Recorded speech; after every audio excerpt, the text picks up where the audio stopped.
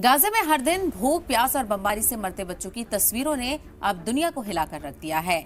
सोमवार को Britain, Japan, Australia, Canada समेत 28 देशों ने मिलकर इजरायल को खबरदार किया कि अब जंग बंद करो। ये जो हो रहा है वो बर्दाश्त से बाहर है।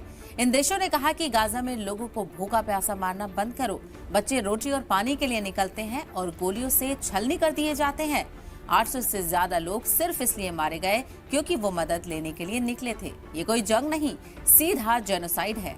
बयान में ये भी कहा गया है कि इजरायल जिस तरह से मदद रोक रहा है वो लोगों की इंसानियत छीन रहा है। ये तरीका खतरनाक है और गाजा के लोगों की जिंदगी जहन्नम बना रहा है। लेकिन इजरायल और अमेरिका ने इन सब तनकीदों को ठुकरा दिया। इजरायल ने उल्टा कहा कि बयान हकीकत से कटे हुए हैं और सारा इल्जाम हमास पर लगा दिया। अमेरिका ने तो इसे घिनौना कह डाला।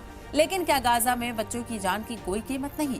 क्या 800 भूखे लोगों की लाशें भी दुनिया को जगाने के लिए काफी नहीं? क्या जंग के नाम पर पूरी एक आबादी को मिटा देना सही है?